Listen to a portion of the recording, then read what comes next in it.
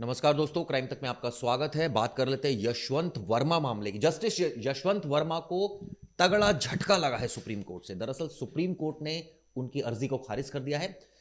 हम सबको पता है कि जस्टिस वर्मा के घर पर क्या हुआ था। दरअसल होली की रात थी जब जस्टिस वर्मा के घर के अंदर एक स्टोर रूम है जहां से जले हुए नोट बरामद हुए थे। आग लग गई थी, उसके बाद फायर ब्रिगेड की गाड़ी मौके पर पहुंची थी। इसको लेकर हंगामा मच गया था।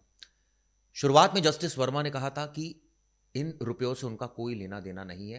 पूरी मामले की जांच हुई, 3 सदस्यीय कमेटी बनाई गई। सीनियर मोस्ट जो चीफ जस्टिस थे वो उन्होंने जांच की और पाया कि गलती जस्टिस वर्मा की। अब इसको लेकर एक चुनौती दी गई थी जस्टिस वर्मा ने सुप्रीम कोर्ट में। दरअसल उस वक्त जो सीजीआई थे संजीव खन्ना, उन्होंने राष्ट्रपति और प्रधानमंत्री को इस बाबत एक पत्र लिखा था और उन्हें हटाने की सिफारिश की थी। पार्लियामेंट में मामला आता उससे पहले ही हंगामा मच गया। वाइस प्रेसिडेंट ने इस्तीफा दे दिया। अब इसको लेकर सुप्रीम कोर्ट में इस ऑर्डर को चैलेंज किया गया था जस्टिस वर्मा की तरफ से, लेकिन सुप्रीम कोर्ट ने जस्टिस वर्मा की याचिका को खारिज कर दिया है। यानी अब संकट में है जस्टिस वर्मा। आने वाले वक्त में उनके खिलाफ कड़ी कार्रवाई हो सकती है। जस्टिस वर्मा ने दिल्ली हाईकोर्ट के जज रहे थे। अपने घर से जला हुआ कैश मिलने के मामले में जांच रिपोर्ट जो आई थी उसको अमान्य करार देने की मांग की थी। कहा था कि जांच रिपोर्ट है, इसमें कानूनी प्रक्रिया का पालन नहीं किया गया, इसको अमान्य करार दिया जाना चाहिए। लेकिन सुप्रीम कोर्ट ने उनकी इस दलील को अस्वीकार कर दिया। साफ साफ कहा कि आप ये कैसी बातें कर रहे हैं। इसके साथ ही जस्टिस वर्मा ने तत्कालीन चीफ जस्टिस संजीव खन्ना की उन्हें पद से हटाने के लिए राष्ट्रपति और पीएम को भेजी गई सिफारिश को भी चुनौती दी थी। हम आपको बता दें, लेकिन आज क्या हुआ कोर्ट में वो आपको बताता हूं।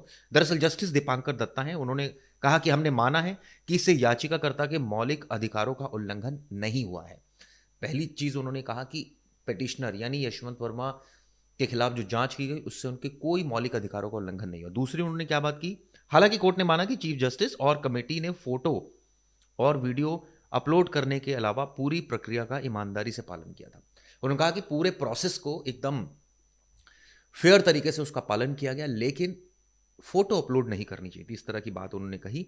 सुप्रीम कोर्ट ने कहा कि वीडियो अपलोड करने की कोई जरूरत नहीं थी, लेकिन इस पर कोई फैसला नहीं हुआ क्योंकि आपने तब इसे चुनौती नहीं दी थी। उन्होंने कहा कि आपको उस समय इसको चुनौती देनी चाहिए थी, लेकिन आपने चुनौती नहीं दी, इस वजह से इस पर कोई फैसला नहीं हुआ। हाँ, वीडियो अवॉइड की जा सकती थी अपलोड करने से, लेकिन जिस तरह से इस पूरे मामले की तहकीकात हुई उसमें कोई झोल नहीं है, ये सुप्रीम कोर्ट ने कहा है। पूरी कानूनी प्रक्रिया का पालन किया गया है सिवाय एक बात के।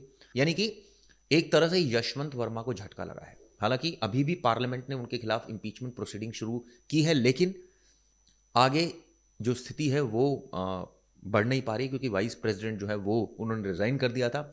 ऐसे में अब ऐसा माना जा रहा है कि 2-3 महीने के बाद इस पर फिर प्रक्रिया शुरू होगी।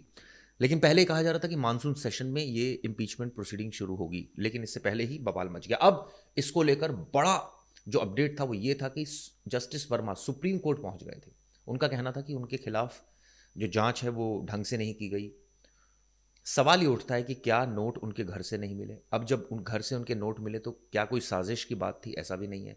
बाकायदा इसके पीछे किसी और का हाथ है? ऐसा भी नहीं है। सबूत इशारा साफ साफ कर रहे हैं। खुद न्यायाधीशों की जो कमेटी है उन्होंने जांच की है, कोई पुलिस का इसमें इन्वॉल्वमेंट नहीं रहा। दिल्ली पुलिस को सिर्फ इन्फॉर्मेशन मिली थी, वो मौके पर पहुंची थी।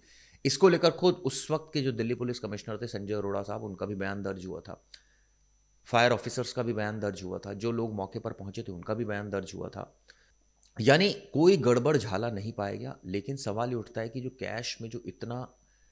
जो इतना कैश था बोरियों में वो किसका था, किससे बिलोंग करता था? अभी तक इसको लेकर कोई जांच आगे नहीं बढ़ी है। ना तो इम्पीचमेंट प्रोसीडिंग शुरू हुई है और ना ही एफआईआर दर्ज हुई है। उम्मीद करते हैं इस मामले में अब जल्द ही कार्रवाई होगी, क्योंकि सुप्रीम कोर्ट ने एक बहुत ही अहम फैसला इसको लेकर सुना दिया है। साफ साफ कहा है कि कानूनी प्रक्रिया का पूरी तरह से पालन किया गया था। खैर, ये वीडियो दोस्तों आपको कैसी लगी बताइएगा ज़रूर। धन्यवाद।